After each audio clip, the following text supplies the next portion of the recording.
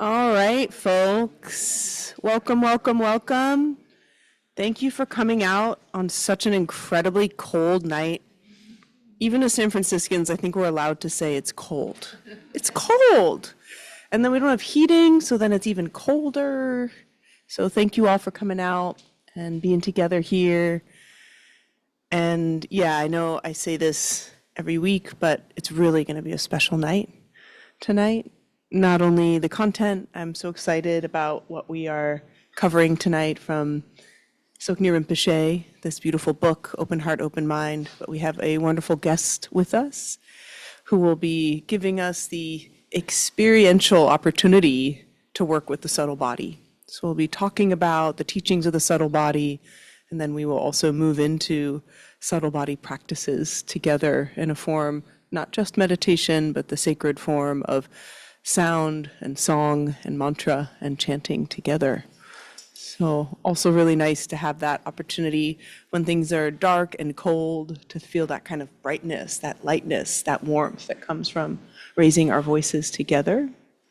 So I think we have a lot of friends online. You are wise, cozy at home. Nice work, everyone. And yeah, for friends here, if this is your first time, welcome to the San Francisco Dharma Collective. We are an entirely volunteer-run community center, which means that whenever you are in this space, you are supported by the generosity of people who make it happen. And yeah, a very unique and precious island of sacred sanity in our days and our times, not just in this city, of course, but in the world. And tonight, we have also the extra richness of art and creativity around us from TIG. So just triple special evening. Subtle body teachings, songs with Kathryn, and then the art all around us. So yeah, and for friends at home, I hope you get a chance to come, or wait, it's the last night. Next time, I hope you get a chance to come see the exhibit if you didn't see it yet.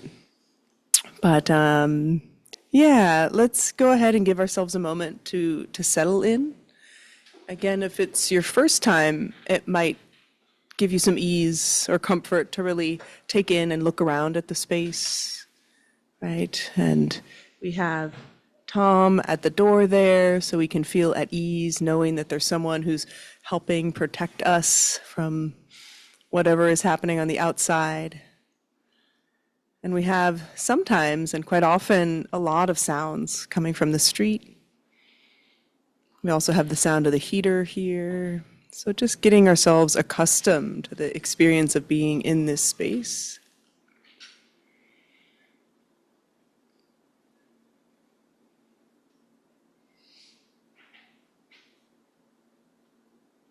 And last week we focused on mindfulness of form, mindfulness of body.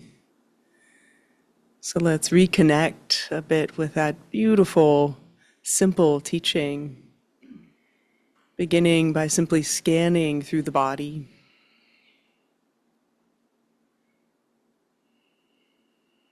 As Tsoknyi Rinpoche beautifully put it, caressing the body with our attention, beginning at the crown, and wrapping around the back of the head, and then caressing the face with our attention around the eyes and the cheekbones and the jaw.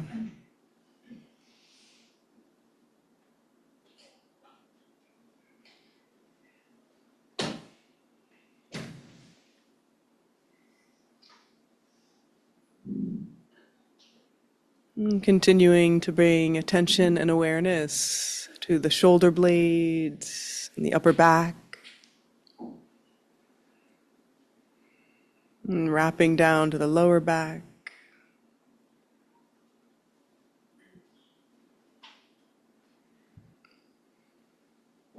And settling in and bringing attention to sensations at the chest, the ribs, the belly.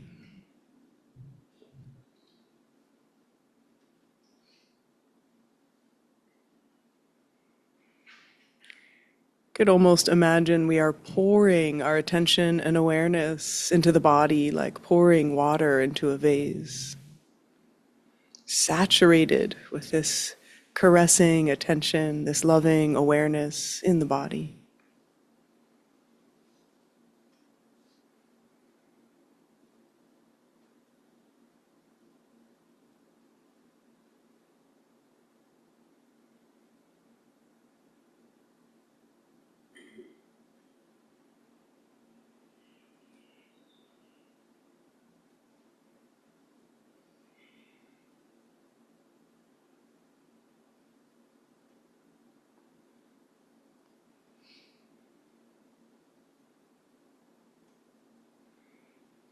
And bringing attention and awareness to the right arm, starting at the shoulder, through the elbow, wrapping around the forearm, top of the hand, the palm.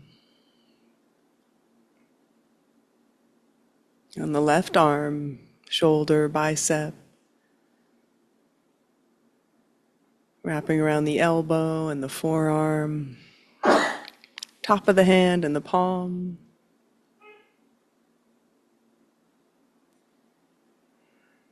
And returning to the belly, and then giving ourselves that attention and awareness to the left leg, starting at the buttock, all the way to the knee, the shin and the calf, to the bottom of the foot. And really giving ourselves fully, no shred or thread of attention elsewhere, right here in the body.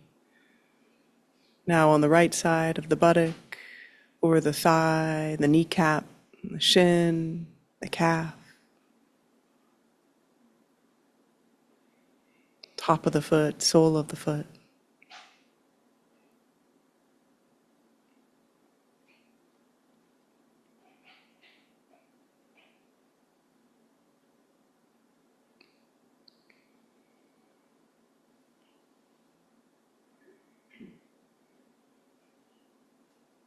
Now feeling the entire body from within the body. Breathing in, the whole body, breathing in. Breathing out, feel, sense, or imagine the whole body breathing out.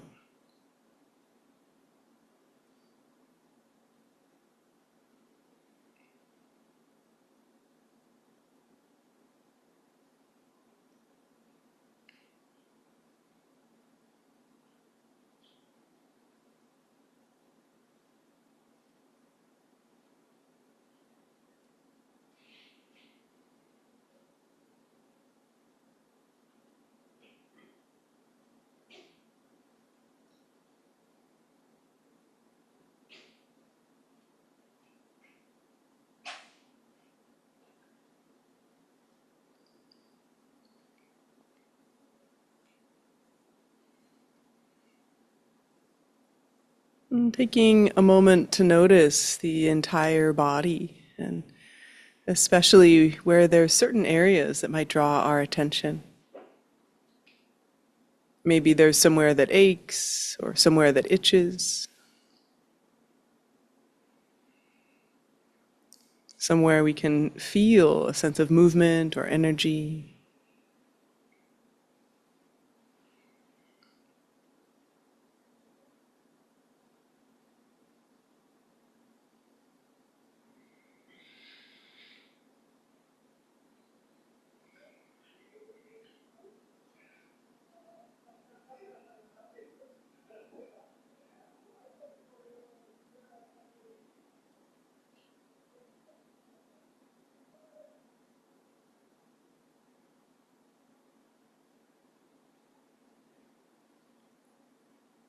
Noticing if there's a layer or level of sensation in the body that's not itch or ache, that's not temperature or weight, but this layer of sensations associated with emotion in the body. Taking a moment and allowing ourselves to recognize if there's areas of tightness or tension.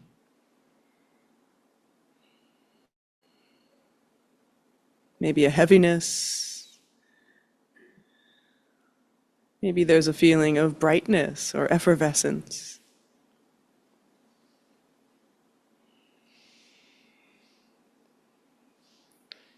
Without even getting into the story of why, can we sense that layer of the subtle body where the emotion residue is gently resting, maybe moving and shifting.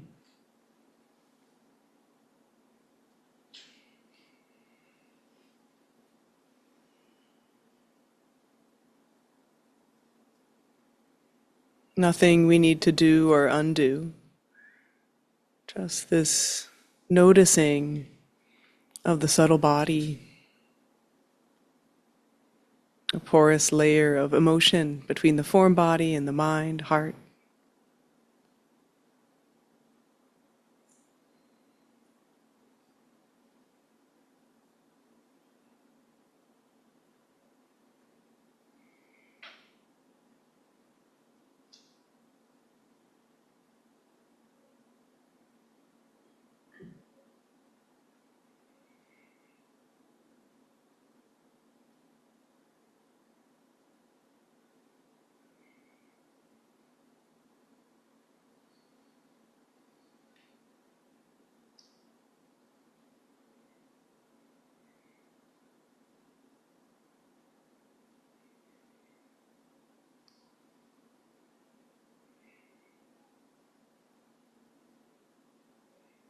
Can we notice a gentle sense of loving presence that's always already here? What Tsoknyi calls this essence love. So whatever other experience of emotion is here in the body, whatever ache is here, maybe that presence of loving presence is also here.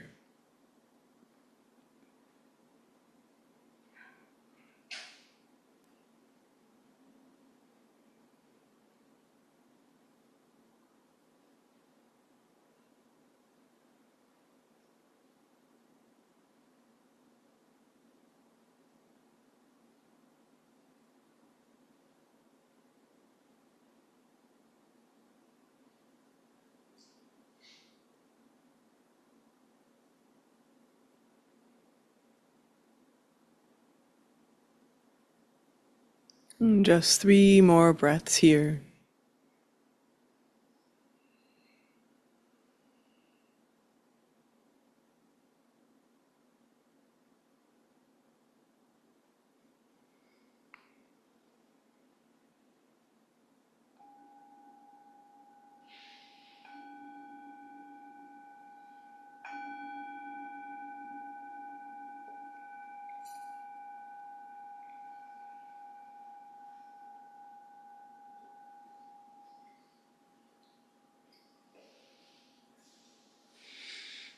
Thank you for your practice.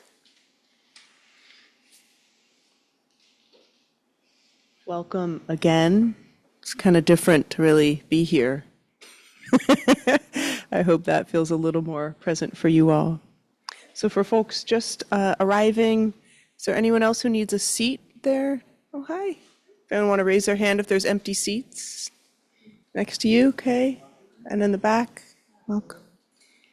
Okay, there's one seat there too. So tonight, again, a very special night. I'll be reconnecting us to this idea or this understanding of the subtle body and introducing that through Tsoknyi Rinpoche. And then we will have Kathryn, who's very generously joining us here this evening. Thank you, Kathryn.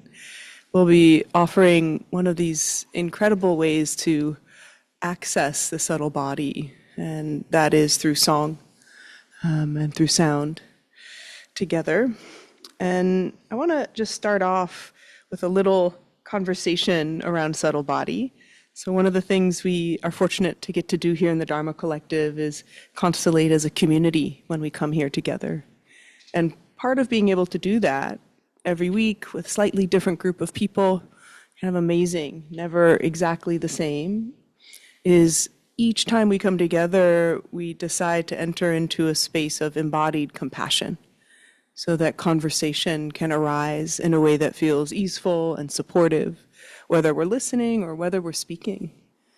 And so it's important for folks, again, whether you come here all the time and you've heard me say this a billion times, or it's your first time, to really take that in freshly.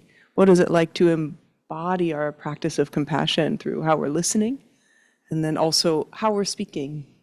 And being able to be in discussion and have conversation here brings such richness to the teaching, right? You could all read this book at home. You could do it in an afternoon, and it would be awesome. You could even listen to the audio version. I think it's pretty good. There's a really funny book with the Dalai Lama where Richard Gere is the audio, and I'm always like, God, he sounds hot. This is awkward and wrong. I can't remember who does the audio. I love hearing Tsoknyi's voice personally, but I imagine they'll have someone else read it. But being together and reflecting together, we learn so much more. And there's so much wisdom in this room, both through personal practice and lived experience. One suggestion I have also is there's many people in this room I very rarely hear from, and that's cool. But if you happen to want to share your voice in this room, I'm really into it. And I'd love to hear from folks. That would be so great. So my first question, and this may sound like a pop quiz, but what's the subtle body? Because I know I talk about it a lot. Some of you may have an idea otherwise, but what is it before I give you Tsoknyi's beautiful description? So if anyone has an idea or way that they know what it's like to experience the subtle body, I would love to hear that. What's the subtle body?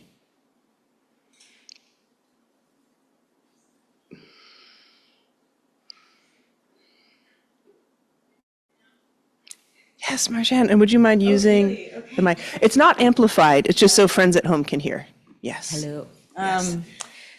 Maybe this is not, I don't study contemplative science, but so from my perspective, when you say subtle body, I was like, maybe it's a metaphysical relationship we have with our body. So the body we have in our thoughts and how we represent it. Something subtle. When I was thinking subtle, I was thinking it doesn't put an impression, like a physicality. Yes. So the lack of the physicality. Yeah. Beautiful. Thank you. Any other folks? Yes. I was wondering if it has to do also with the dreaming body. Sambhogakaya. Does it? Well, it's a very interesting question. I'll speak to what Marjan shared as well, which is an idea we have of our body, right? So instead of the form body, this is an interesting, we have this kind of space, especially when we're doing body scan. Sometimes we're like imagining our body instead of feeling our body, right? We're like, oh, I know I've shared this, but I used to imagine like a Xerox machine, scanning the body, which is so disembodied. It's just an image, right? And then to this question of the dream body, when we dream, of course, we're in many different places doing many different things that are not happening in form body, and yet they are happening. And so that's sometimes called like Sambhogakaya or dream body or dream consciousness. And it's curious, like whether that is active in the subtle body because the subtle body is porous to the mind. We could imagine, yes, right, that the mind is certainly active, even if it isn't aware it's dreaming. And one thing I've noticed, and I've actually heard other practitioners say, that in the very precious occasions I've had of lucid dreaming, the body feels entirely different in the dream. It's almost like it wakes up in the dream. So, yeah, beautiful. Any other thoughts? I like this. This is great than just Tsoknyi Rinpoche's definition, which is also great. Subtle body. What is it? Cage, are you kind of raising your hand? Okay, great. So, I did read this before coming. So I'm also reluctant. But I think one thing that connects it to me, and this has been an area that I feel disconnected from sometimes, or like, what is it? What is it? I don't get it. Yeah. but I think now I can connect with it in like a felt sense of like a tightness that somehow can release and open and tingle and move. And it also, and I guess there's a question here, it reminds me of that, I always mess up this word, interoception. Interoception, yeah. Did I say that right? Yeah, beautiful. It kind of, I feel similar to that a little bit to me. And Yeah. I'm curious if I'm on track with that. Totally. Oh man, one of my favorite sessions at this recent conference I was at was this like big panel on interoception. And it's interesting because the scientific approach to what is experienced as not in the physical body and not only in the mind, but this porous space in between, is a way to say you can have a capacity for it, but there's not, in the subtle body teachings, there's really a sacred architecture made up of the Sa and the Tigles and the Lung, right? So, which we'll talk about. And interoception is, a very well-studied paradigm at this point, from contemplative science of being able to identify emotion and emotion states in the body. And that is highly correlated with empathy. Looking at Marjan, who studies it here. Like, do I got this right? Okay. Like being able to feel our own emotions in the body allow us to attune to others. Like, duh. But it is really, interesting, right? And there's a psychologist from the early 50s, Heinz Kohut, who talks about this like instrument of empathy as the body, and that it can be a finely tuned instrument. So if we are able to feel our own sensations of emotion, then of course we're able to then feel it for another. And that was his suggestion of what therapists needed to become, was this finely tuned instrument of their own experience of emotion in the body, so they could, and that was revolutionary at the time. He said, no, you just listen. What are this feeling in the body? No, just listen what they're saying, analyze, right? And then, to that kind of subtle architecture. And there's certainly kind of understandings of this subtle body described in different world traditions, both like indigenous traditions and spiritual traditions. So for sure, anyone who's done Chinese medicine or a practitioner of Chinese medicine, the meridian system is not just the physical body, right? It's recognizing all these different channels of energy in the body that we can't quite see, but that are, making a big impact on our physical and emotional health. And the subtle body, so we have these Sa, or these channels throughout the body. And then we have these drops of light energy, or Tigle, in the body. And then the factor that moves them, like the Lung, which kind of lives here, like in our Dantian area, the Lung then moves these drops of energy. And a subtle body at balance is one in which the channels are open, the Tigles are moving around, and they're also kind of juicy and filled with light. And then the Lung is also moving well. And some of you may have heard, it's common to describe, especially in the context of Tibetan medicine, Chinese medicine, that our contemporary culture has a profound Lung disorder. All of our energy is displaced up here instead of sitting at home here and moving around more freely. So when we talk about the subtle body, there's an anatomy to the subtle body. And, in the contemplative traditions, especially Vajrayana and Dzogchen, the subtle body it's not only like essential for awakening, like it's also the fruition of awakening.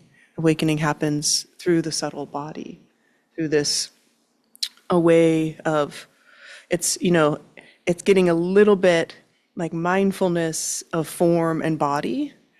There's a way that we're associating with, I don't love this term, but it's called gross body or coarse body.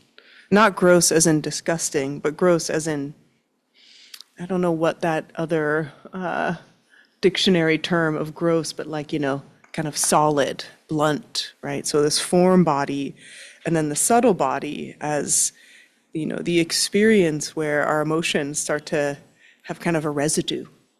What's interesting in the interoception literature is it's actually broad and it also relates to satiety. Like, do you know when you're full? Do you know when you're thirsty? Can you recognize your own heartbeat? No idea if those are associated with awakening, but it doesn't hurt because when you eat too much, you can't meditate. You feel you're too full. But this whole like ability of awareness in the body, according to the research literature, some people are naturally better at it, and yet everyone can improve, which is nice.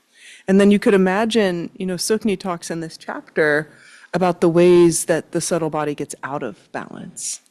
And he says with the sa, specifically with the channels, that for him, he had a very scary plane ride in Nepal through these mountains with a lot of wind, and he was in like nonstop turbulence for an hour, and that it made an imprint on his body, right? So that when he flew for the next 2 or 3 years, his body would tense up.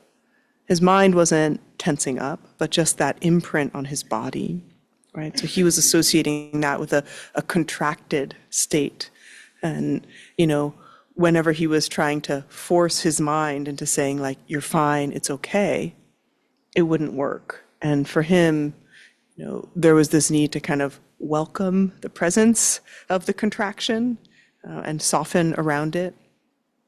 And that's, such a kind of classic move in, again, especially the Tibetan Buddhist cosmology is turning towards the difficult with this welcoming, turning towards the difficult as something that's already okay or already pure. And Tsoknyi described subtle body as the place where emotions emerge and abide, asserting an often tangible effect on the physical body. So these, this subtle body is not totally separate from the physical body, but it has a different feeling of it. And he describes, it's really interesting, both Tsoknyi Rinpoche and his brother Mingyur Rinpoche, they grew up in exile. So they grew up in Nepal.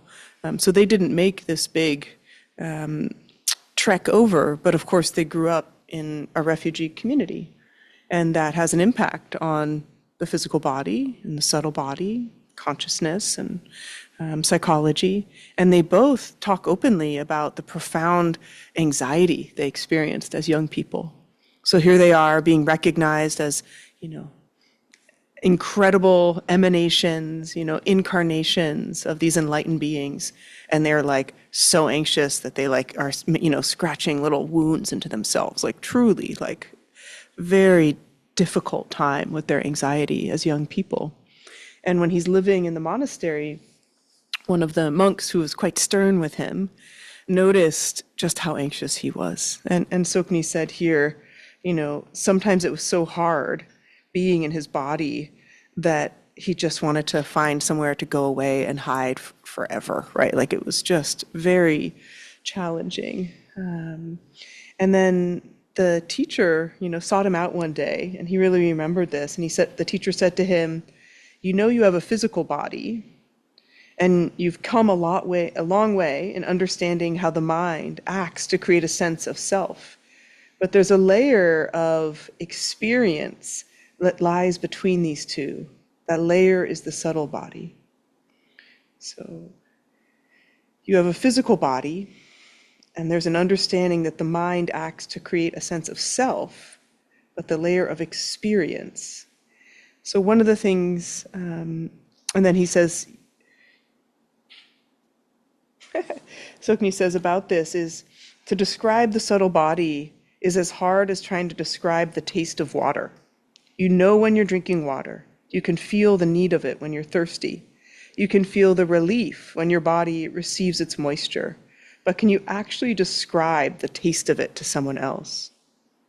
Similarly, can you describe the feeling of emotional balance to someone else, or the relief when you experience it?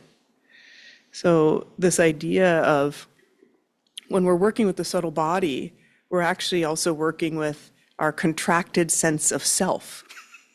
And so as some of you remember when we read Tenzin Wangyal Rinpoche's book last year, he talks a lot about the pain identity.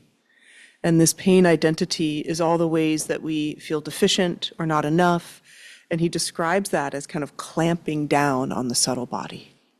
A pain identity is us, this imagined sense of who we should be that we never live up to. And so we kind of, live in that subtle shame zone that becomes almost like an exoskeleton within us, right? So this pain identity has to do with contracted, I'm imagining both contracted sa, really dried out tigle, and the wind energy not moving anything through. So that's the subtle body. And he really ties this very directly. He says the subtle body has an influence on our thoughts, on our actions, but particularly on our emotions. And it's essential in understanding the layers that can obscure our ability to relate warmly and openly to ourselves and others. Essentially, the subtle body is a kind of interface between the mind and the physical body, a means by which these two aspects of being interact. So with that, anyone now have like a thought of what's the subtle body? Have you noticed when it gets out of balance? Or what are your questions about the subtle body?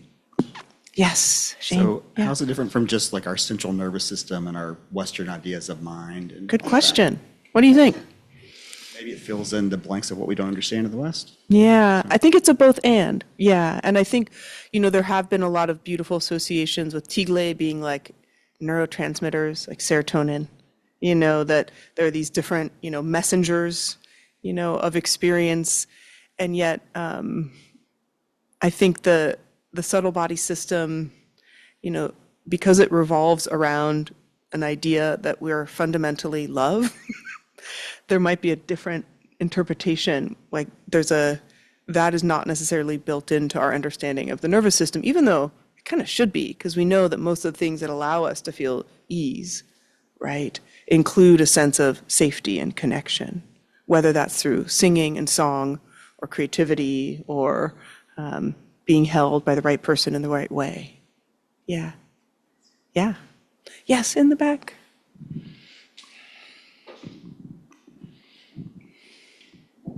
Yeah, I think about the subtle body as like what lies underneath when the ego is collapsed with like the mind-body complex, and you're in that state of like moving from the mind versus being in your body with your consciousness and heart and love connected. So when you're able to sort of not have that be what's leading the show, Yeah. the subtle body is underneath.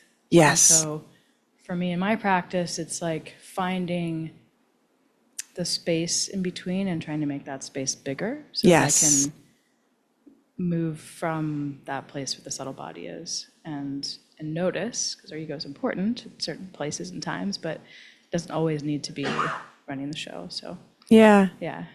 Can I ask a question? Yeah. What does it feel like when you have that? Yeah, I think the difference for me, I definitely know what it feels like. It's like a ease, allowing. It's like it just like I get little. This might sound weird, but I get little like almost like the feeling of getting like subtle goosebumps, but Yeah. like, they're not goosebumps. It's like Yes. little energy. Maybe that's the Tigle Yeah. happening, Yeah. little sparkles. But it's such a contrast when I know that I'm not in that place. Yeah. It's this like leaning forward, this like urgency for what, like no apparent reason. Yeah. And so leaving that space is like a leaning back, or even just not even back, but just like natural posture. Yeah. It's like finding home. Like Yeah. yeah. Beautiful. Yeah. And sometimes like we slip into these states of feeling balanced in the subtle body that are like undeserved in a way. You're like, I just feel good, and at ease and calm. And, there's a way it's like maybe we didn't realize we've had a number of good nights of sleep and like whatever it is, It's like that sense of feeling peace and at ease in the body, not because we're so crazy working out or we're like lost doing something. Like we're actually there and we feel good. We, as Tsoknyi would say, we just are able to easily access that intrinsic warmth of who we are. Like the subtle body radiates with that warmth. Like all the four immeasurables live within like the subtle body's kind of movements. Like it's, there's a just natural manifestation of those qualities. And, for all the overachiever strivers in the room, you don't need to call yourself out. It's not as though you now need a whole new set of practices. So all meditation practices are targeting the subtle body, right? And that's why, when I've been really wanting Kathryn to come here for a while and visit us here at the Dharma Collective. And I really think that, sound and song, and especially devotion, right, are other entryways and other portals into that sense of ease in the subtle body. And so it's not, again, and I think, a lot of yoga asana practice is that way as well for folks. What else do people feel like hearing about the subtle body and trying it on? What else helps? Yes. Well, I just Oh, don't have hi. the microphone right now, because I wanted to say that I had heard the term from doing yoga nidra, Yes. and my teacher would refer to it often, and I never looked it up. Yeah. But I have done a lot of yoga nidra, and I guess what I imagined from hearing her say that and from being in kind of an altered state is I always imagine this almost like, in my mind, blue or some kind of outline to my body, so that it wasn't that, you talk about the gross, that it wasn't like sensory. Yeah. It wasn't a feeling.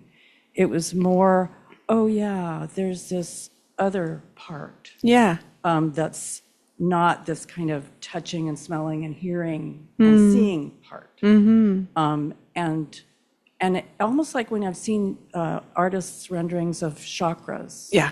It's Right. sort of what it reminds me of, that Yeah. just sort of light, there's like a color Yeah. outline. Yeah.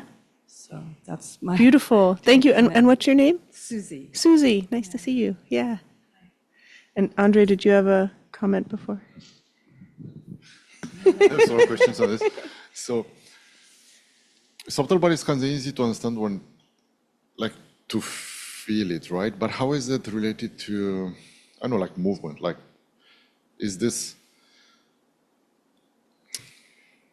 like, how do you transform an intent into like a subtle body movement, and does it get back to the physical body after, or does it, or the intent goes to physical body and then that goes into the subtle body, kind of like with the yoga example, right? Yeah. Where you have an intent which goes to the physical body. Yeah. So how is the process to not control the subtle Yeah. body, but to like have actions on it Yeah. of some sort?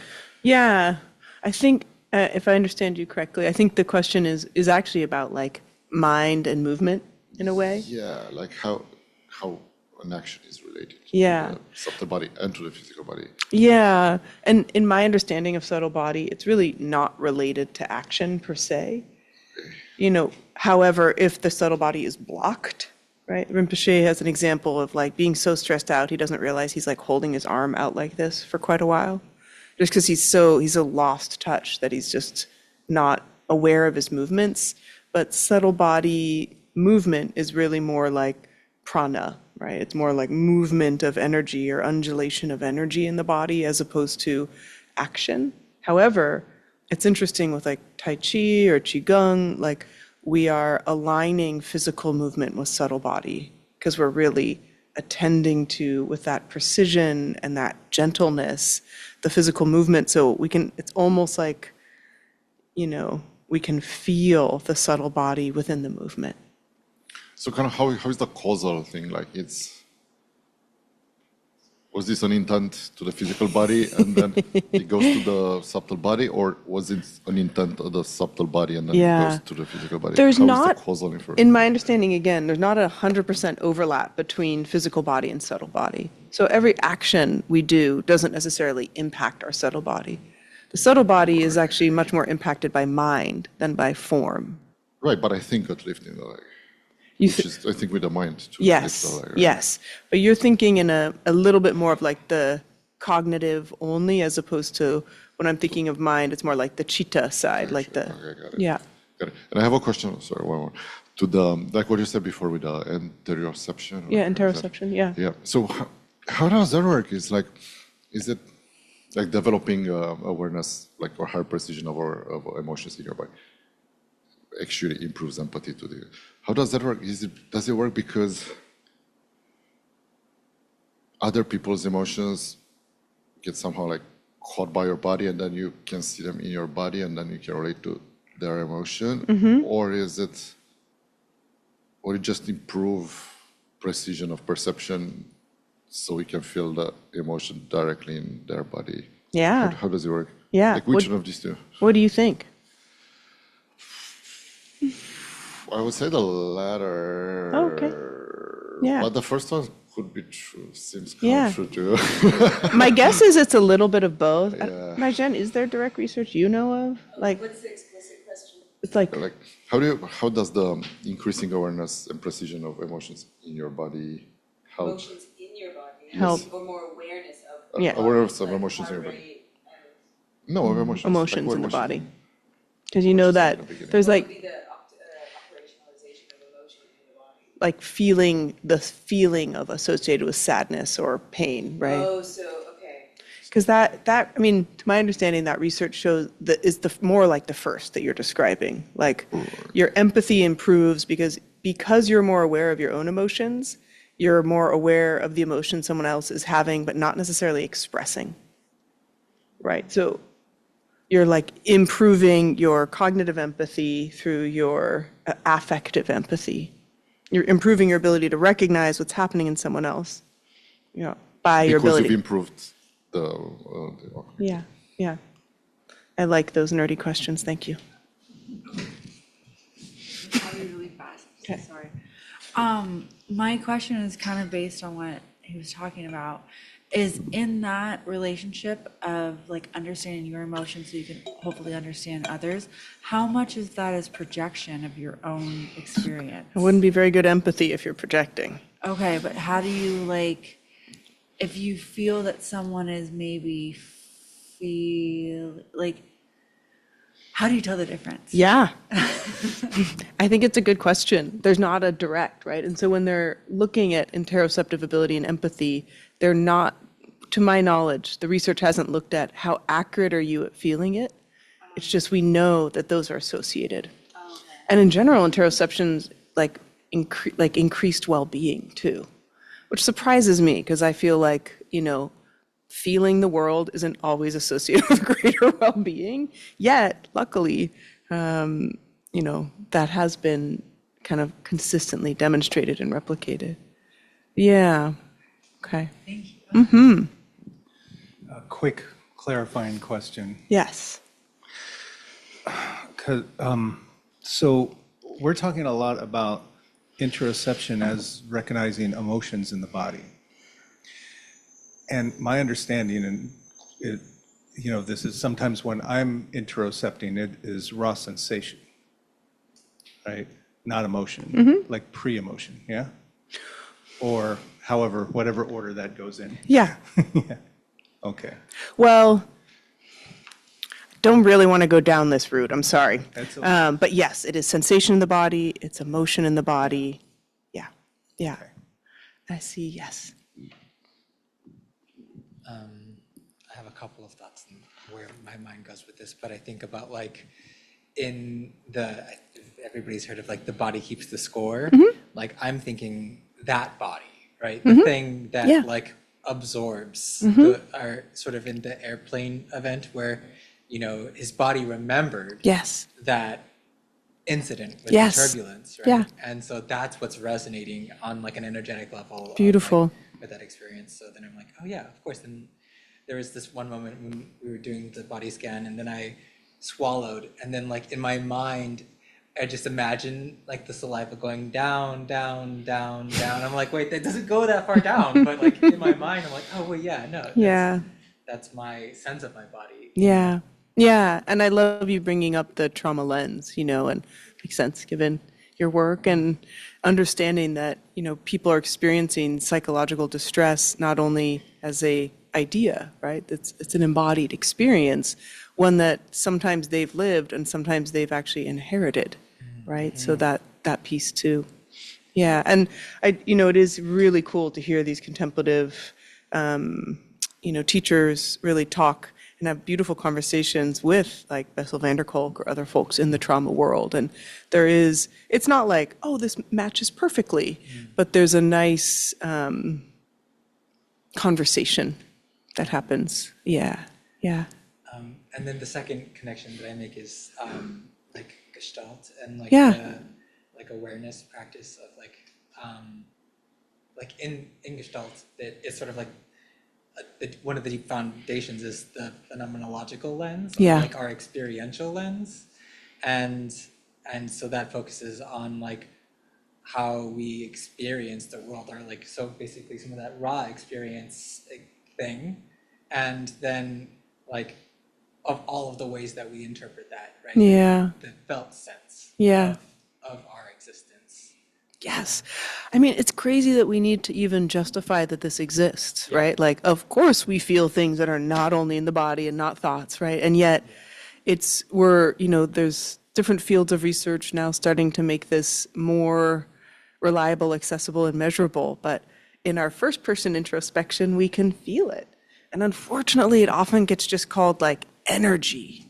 And that's tricky because that has a very new agey feel and doesn't like seem as real when we talk about, oh, it's that energy or the vibes. But no, we can feel, right, that energy. I think we're going to transition to experiencing. Is that okay? Can we hold the comment till, thank you. Because I love our thinking minds. And then we're going to invite a dropping into the feeling body. Not that the thinking mind goes away, it's still here. And as Tsoknyi would say, there's the knowing, there's the awareness, and there's the thinking. And when we drop into practice, we keep the awareness and the knowing, but we drop the thinking. Okay? So we're going to do a cool switch of seats as I introduce and welcome Kathryn.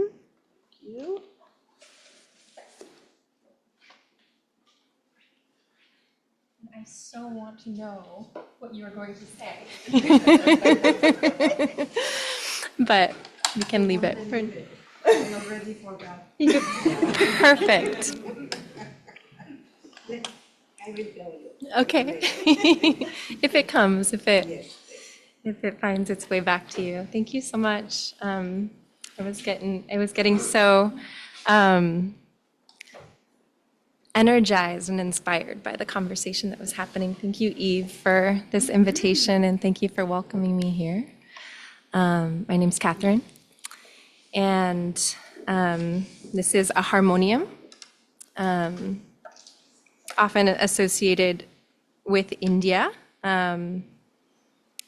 It was actually created the same year as the saxophone. So people think this is a very ancient instrument. It was actually created the same year as the saxophone.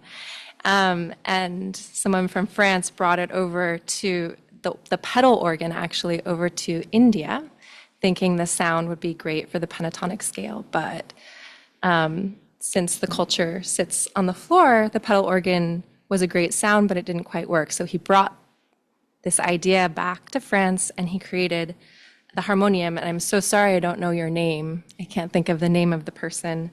But then the harmonium was created, and it has a vibration that has the same timbre. It lives in the same timbre as the voice.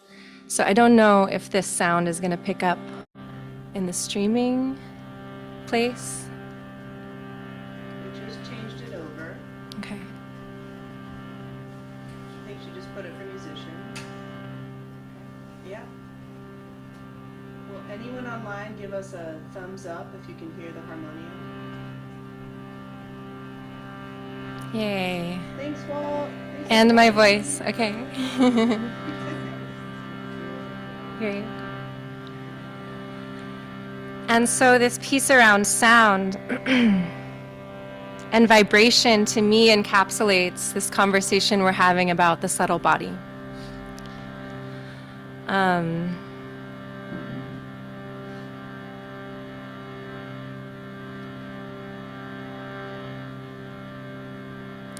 in the tradition I've been practicing in,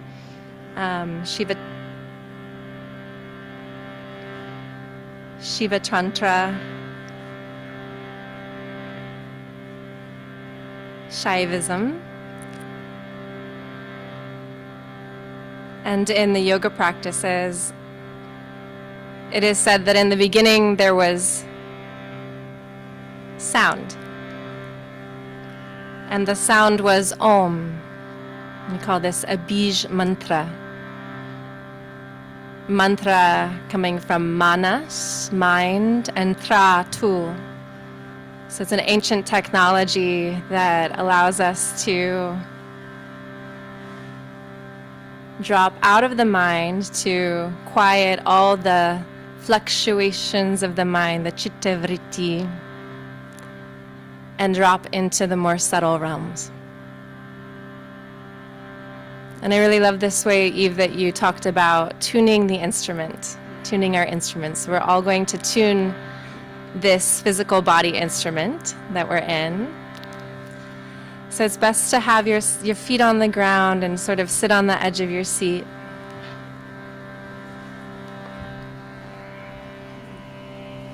And we'll take a sweet breath in. And a sigh out.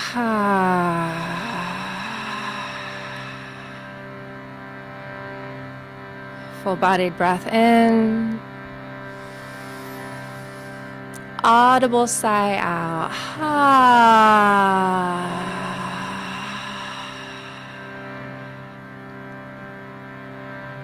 More deep, full-bodied breath in. Audible.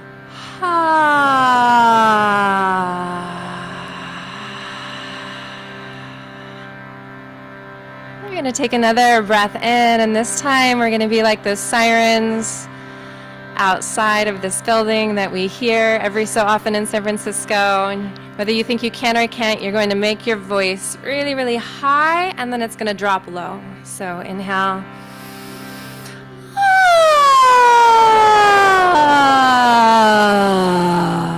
Beautiful.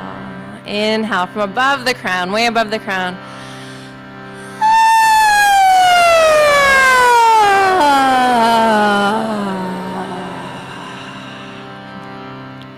More inhale.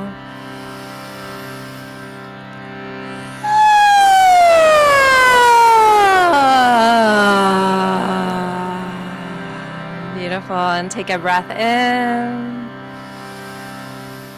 And flutter your lips.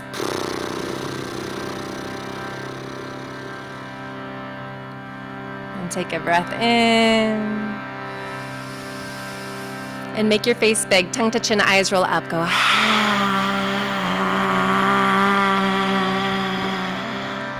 Beautiful. And take your hands together and rub your hands together and create some heat in your palms, creating friction. We call it friction. Or we could call it prana, life force. We could call it heat. And then take the palms above the crown of the head and gently run the palms down the crown, down the face, down the chest, just feeling this physical body, giving yourself a little pranic bath, seeing if you can reach down to your toes, scanning the body with sensation, so moving through the layers. From the mind stuff to the physical. And then rub your hands again together.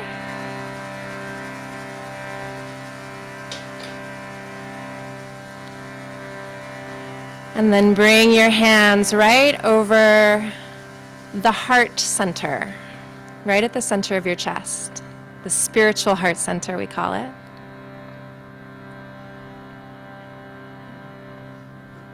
The spiritual heart center, the anahata, the unstruck heart.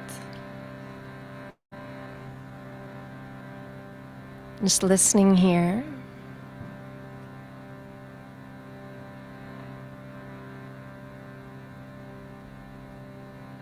listening.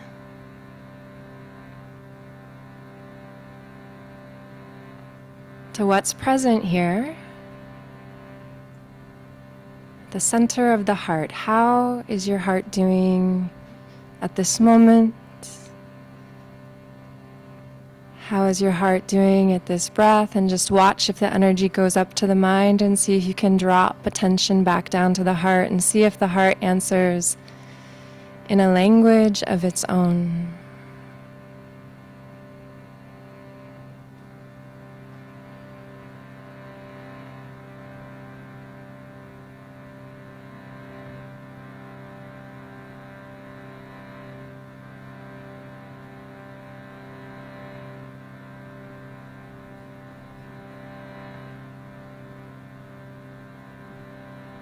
And what is your heart requesting of you this evening?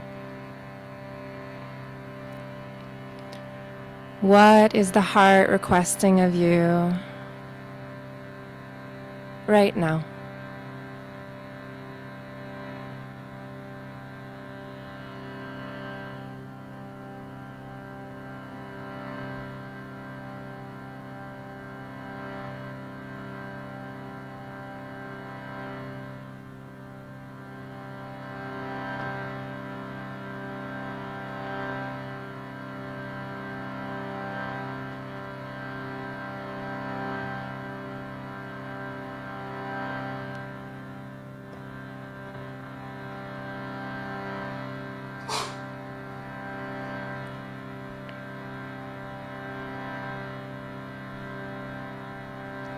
And we're going to meet each other along the vertical axis. We're all gathering here together in Sangha along the horizontal, and we're going to join our voices with the Bij mantra Om. Let's inhale together.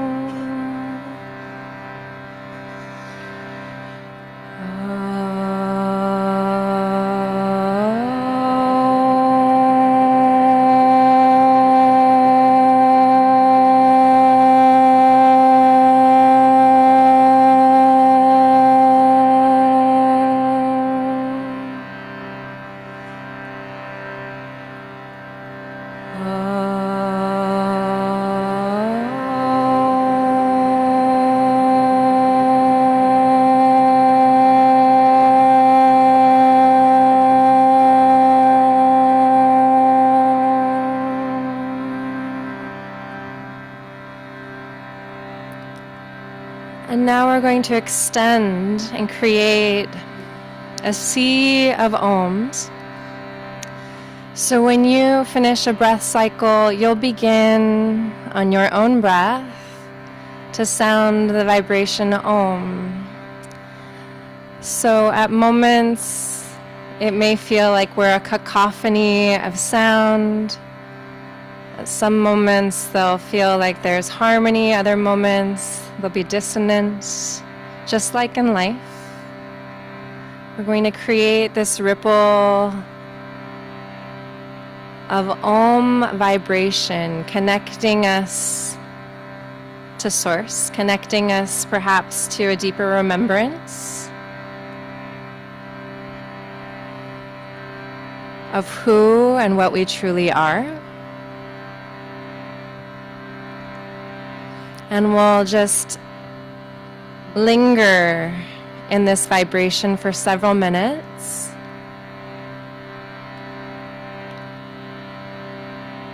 So when you finish a breath cycle, begin again.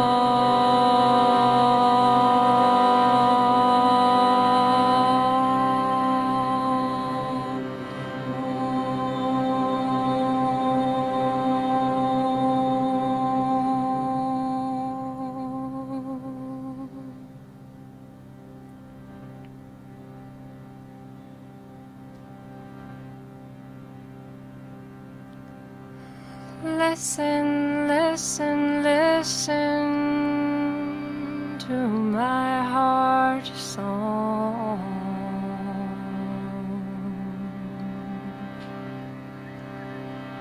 Together.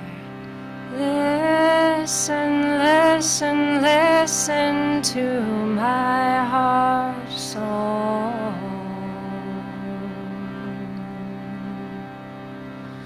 I will never forsake you. I will never forget you. I will never forsake you. I will never forget you.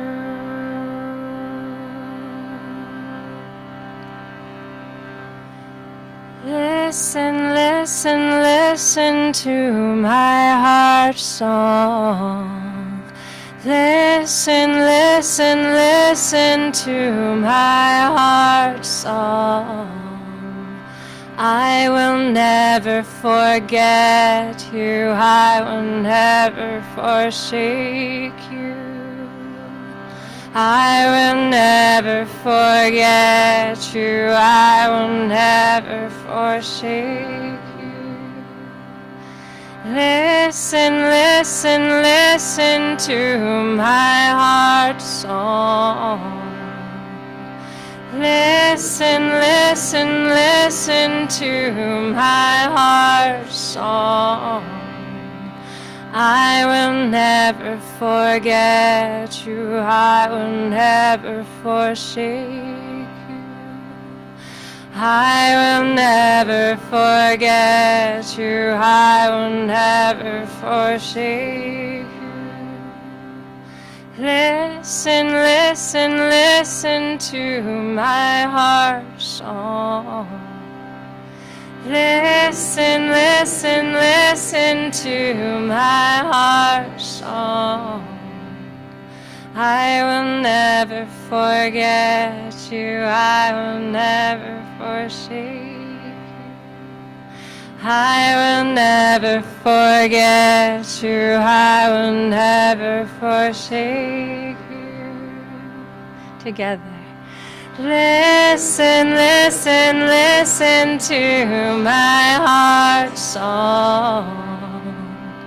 Listen, listen, listen to my heart song. I will never forget you. I will never forsake you. I will never forget you. I will never forsake you. Listen, listen, listen to my heart song. Listen, listen, listen to my heart song. I will never forget you. I will never forsake you. I will never forget you. I will never forsake you. Listen, listen, listen to my heart song. Listen, listen, listen to my heart song. I will never forget you. I will never forsake you. I will never forget you. I will never forsake you. Listen, listen, listen to my heart song. Listen, listen, listen to my heart song. I will never forget you. I will never forsake you. I will never forget you. I will never forsake you. Listen, listen, listen to my heart song. Listen. listen to my heart's song. I will never forget you, I will never forsake you. I will never forget you, I will never forsake you.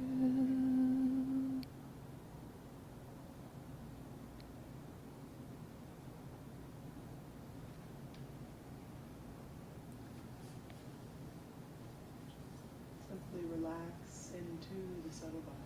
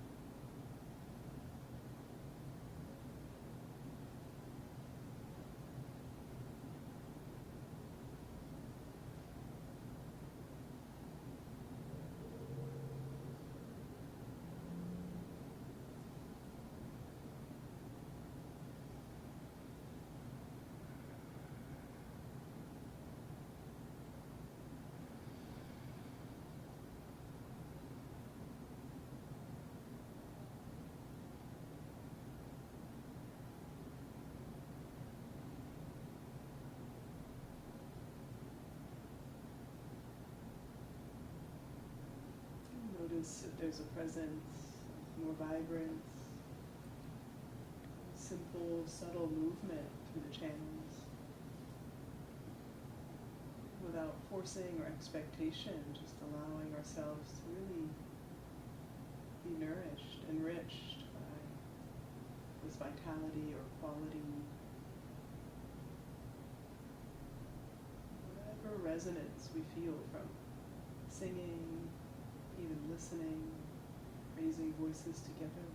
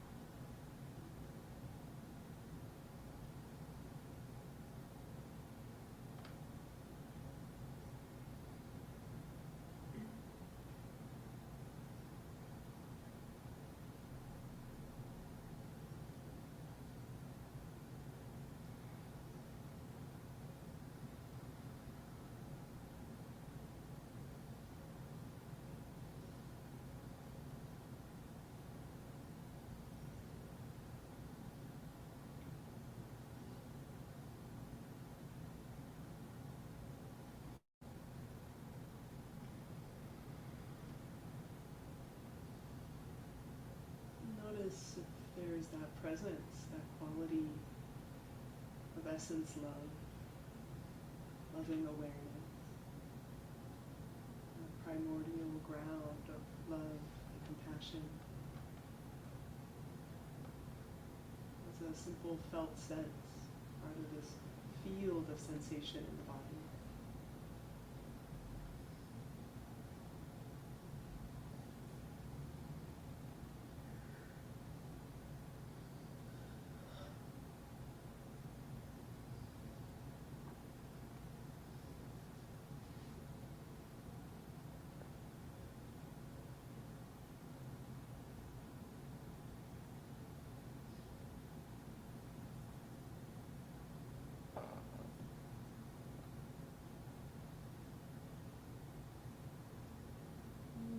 gently without shifting or changing this presence of whatever resonance, subtle body flow and balance we feel.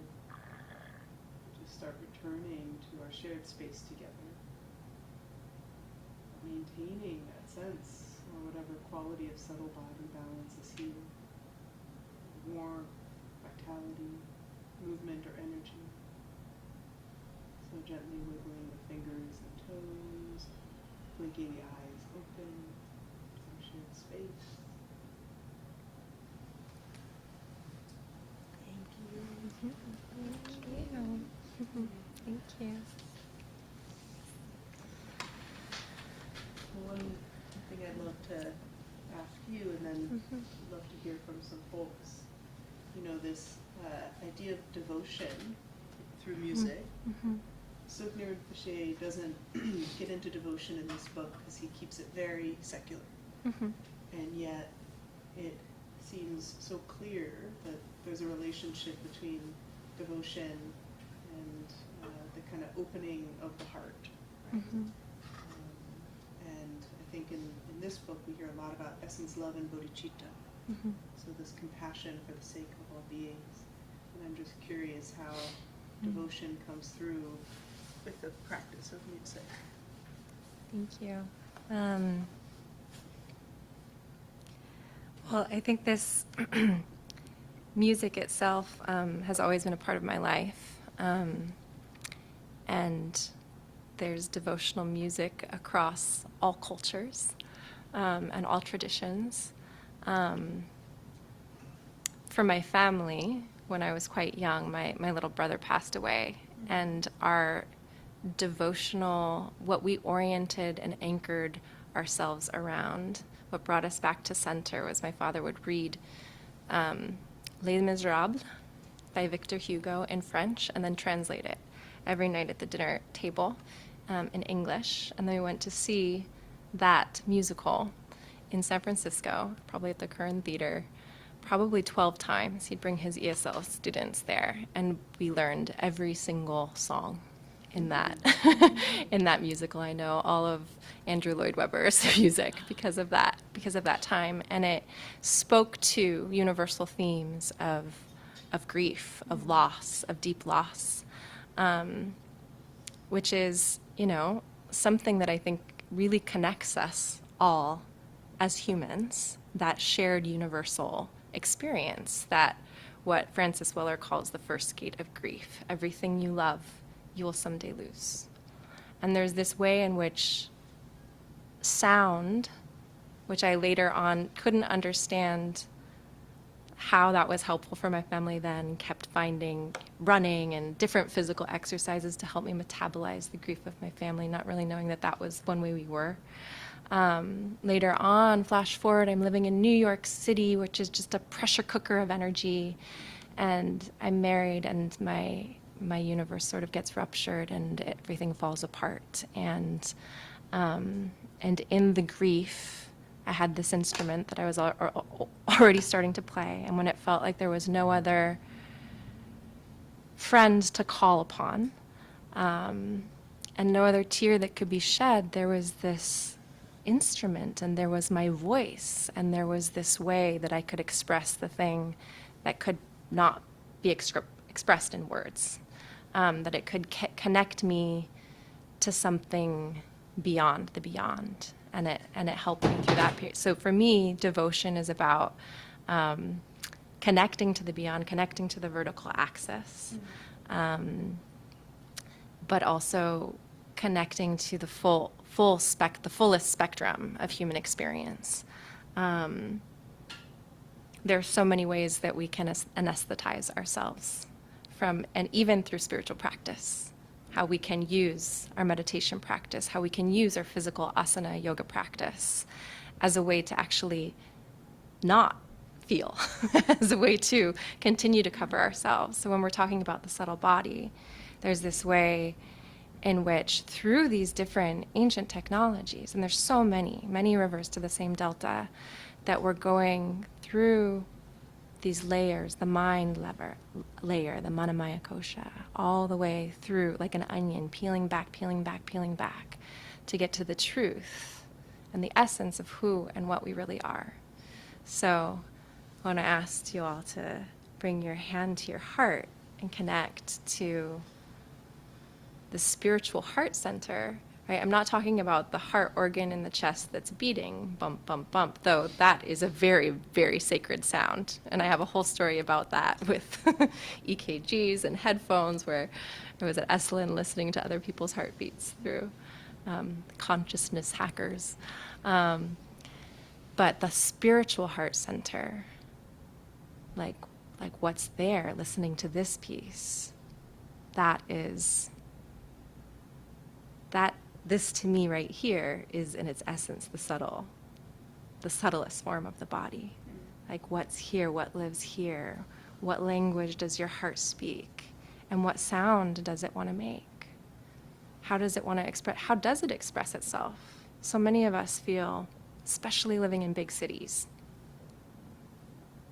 confined, like that we have social agreements around sound.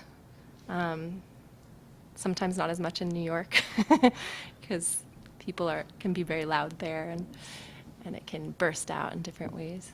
But where we hold ourselves back and feel locked. I heard a couple of little coughs, and it might be that the air is dry, and maybe something is unlocking in this area. Something is unlocking, perhaps maybe not just this area, but in this area.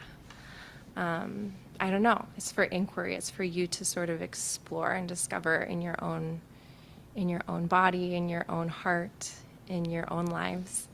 But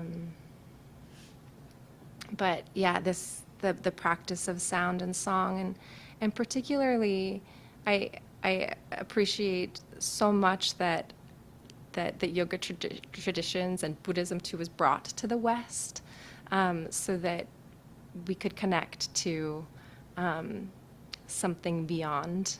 So many of us, especially in the United States, are so disconnected from where we came from originally. But across traditions, in the Celtic traditions, there is keening, an old ancient practice of just sounding the voice and wailing to express grief, to express sorrow, to express the thing that cannot be expressed in words, really, which was then later captured by bagpipes, and the keening stopped. So you see it across all different cultures, and I just feel very, very blessed to have been introduced to these ways, to be able to metabolize some stuff that happened on early on, No one comes to meditation because their heart's broken. No. We don't have a lot of time, but I'd love to hear a couple short reflections from folks. Did you notice anything in the subtle body after we did that practice together? So maybe just Eve, I think your microphone may be off. Could you turn it up? Thanks. Hi there. How about now? Perfect. Hello. Yeah. Okay. Great. Was just saying I wanted to hear a couple short reflections from folks about anything they noticed in the subtle body. We talked about it. Good discussion. Then we practiced. So one or two folks. Anyone willing to share? Yes. I think it turned off because they're dying. Okay. Because we had a problem. We only have 1 minute, so I think it's fine. First of all, thank you very much for that. That was amazing. For me, I lost form, and I'm still tingling. And I love music. I express myself through dance, and so I got lost in the harmony of the music. When everyone was doing Om, I felt like I was surrounded by angels, and so it was lovely. And so the question that I have, thinking about what we're talking about the heart, for me, the heart is kind of like the amplifier of what we're experiencing. Is there any boundaries to the subtle body? And has there ever been anything written on it? Like, is there limits to it? Yeah. Interestingly, it's almost like the Russian nesting dolls, because the subtle body then gives way to the awareness body, and the awareness body has no boundary. So yeah, beautiful. And to feel that, like, yeah, okay, you can know that, but to feel that, right? Beautiful. Other reflection? Yes.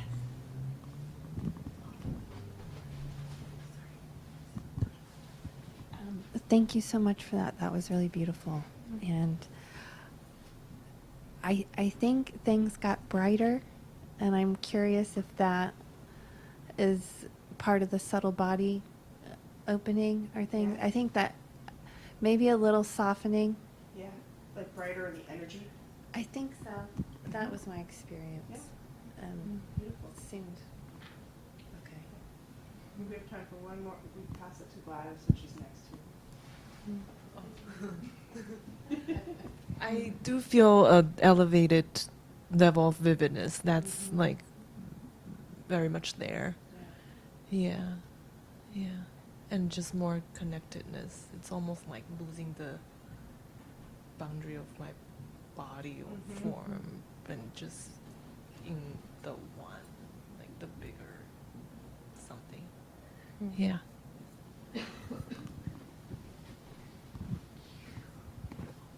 So we would love to have you back sometime. I've been talking to Kathryn for a long time about hoping she would offer us a series or a half day. So if you agree with me, please tell her so after. And let's take a moment and dedicate the merit of our practice together. Coming back to the body and the breath. And a lot of the beautiful reflections and intentions.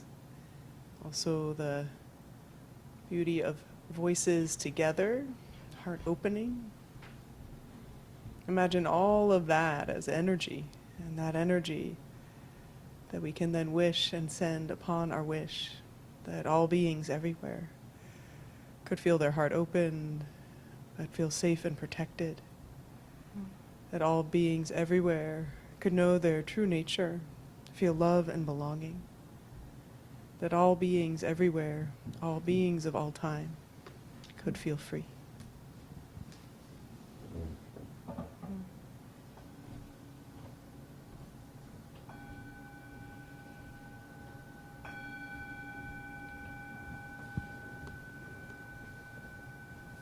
So happy to be with you all. Thanks, friends online. I know we have some announcements. There's 2 flyers in the front. One for last weekend of January, Esalen, myself with Alejandro Chaul, doing Tibetan breathwork, and I'll be doing emotion explorations. And then late breaking news, I'm joining a day long at Spirit Rock on Sunday, January 4th. There's information there with Alyssa Epple, who some of you know, and Nicole Chase, who teaches here sometime. And we are doing deep rest. So that's our plan. And then, Kathryn, any way folks could find you, get in touch with you? Yeah, I'm going to be gone for a couple of months, but I teach a bhakti class up north in Sebastopol, if you're ever in West Sonoma County on Sundays at 9:30. We do a lot of chanting, we do some asana, and then we bookend it with a lot of chanting.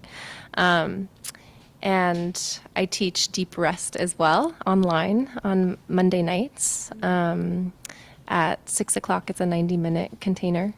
It's all online. We've been meeting since the pandemic.